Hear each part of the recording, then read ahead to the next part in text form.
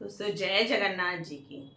दोस्तों आज कहानी गुरुकुल की है। गुरुकुल क्या, पुराने ज़माने में अपने अध्यापक जो होते थे उनके पास अमीर, पैसे वाले और गरीब सारे बच्चे इकट्ठा उनके पास शिक्षा के लिए जाते थे और वो सभी को एक समान शिक्षा देते थे और नैतिक बातें भी सिखाते थे। नैतिक जैसे सदाचार जो हमारे जीवन के लिए बहुत महत्वपूर्ण होती हैं और ऐसे करते रहे, चलता रहा पूरा साल। उन्होंने अपने सारे बच्चों को शिक्षा दी।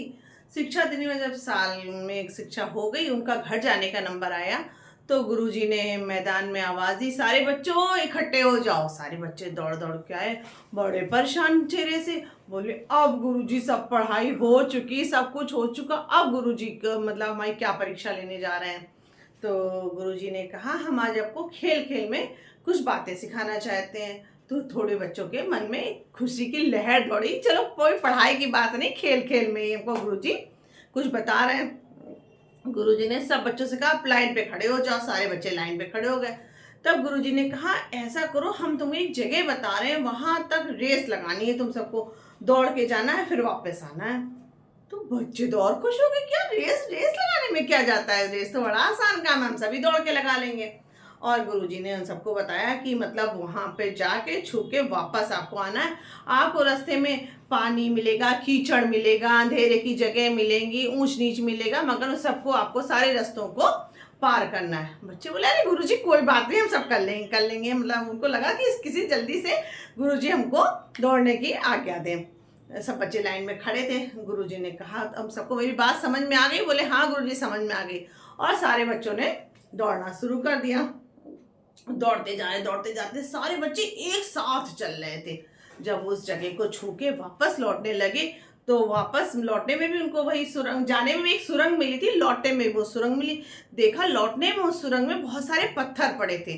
तो अब बच्चों के पैरों में चुभ रहे थे, मगर कुछ बच्चे एक दूसरे को धक्का देते आगे बढ़ते और मतलब कि हम फर्स्ट आ जाए, हम फर्स्ट आ जाए। और कुछ बच्चों ने क्या किया, जो नुकीले पत्थर लग रहे थे उनको अपनी जेबों में रख लिया, जेबों में रख के दौड़ के चले आए। तो कुछ सबसे आगे आ गए, कुछ पीछे आ गए, कुछ बीच में आए। तो सब लाइन फिर सब खड़े थे मैदान में। गुरुजी ने कहा अरे तुम दौड़े तो सारे एक साथ थे और सब साथ चल रहे थे, फिर क्या हुआ, तुम मतलब पीछे कैसे कुछ बच्चे रह गए? तो अब बच्चे बड़े शांत जो पीछे रह गए थे। उसमें से एक बच्चा बोला कि अरे गुरुजी हम बिल्कुल साथ साथ सब चल रहे, साथ साथ सब दौड़ रहे थे, मगर वहाँ जब लौटे में सुरंग के अंदर से निकल रहे थे अंधेरे में तो कुछ बहुत नुकीले पत्थर पड़े थे जो कि हम लोगों को चुभ रहे थे। उसमें से कुछ बच्चे एक दूसरे को धक्का दे के निकल जाते और कुछ बच्चों ने उन पत्थरों को जेब में रख लिया उठा के। तो अब वो बोले कि अरे जेब में रख लिया? बोले हाँ हाँ गुरुजी। तो बोले जिन जिन ने जेब में रखा वो आगे आ जाए। अब बच्चे बेचारे बड़े डरे सहमे हो गए कि अरे गुरुजी ने पत्थर भी उठाने के लिए हमको लग रहा सजा मिलेगी। तो बोले लाइन में आओ। तो बोले कि तुम जेब से पत्थर निकालो। तो उन सब बच्चों ने पत्थर निकाले। पत्थर वो हीरे थे, नुकीले वाले हीरे थे। तो बोले तुमने ये क्यों अपनी जेब में रख लिए? बोले गुरुजी हमने इसलिए रख लिए थे ताकि मेरे तो चुभ रहे, हमारे जो दोस्त पीछे आ रहे हैं उनके ये पत्थर ना चुभे, हमने केवल बस ये सोच के रख लिया था। तो गुरुजी बड़े खुश हो गए। गुरुजी ने उनको ही विनर घोषित कर दिया कि तुम ही आज इसकी रेस में तुम फर्स्ट आए हो। तो बच्चों ने कहा कि अरे इन्होंने तो पत्थर रखे और तब भी ये विनर हो गए।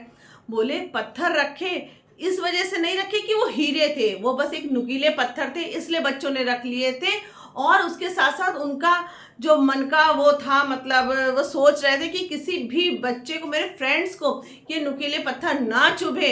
उनमें एक प्रेम की भावना थी और एक दयालुता की भावना थी और परोपकार की भावना थी, ताकि हमारे जो हम झेल रहे हैं वो दूसरे लोग ना झेलें। ऐसी भावना ही गुरुजी ने बहुत अच्छी शिक्षा उन बच्चों को दी थी। ये हमारे जीवन में हमेशा ही ऐसी भावना काम आती है। बोलो जय जगन्नाथ जी की दोस्तों।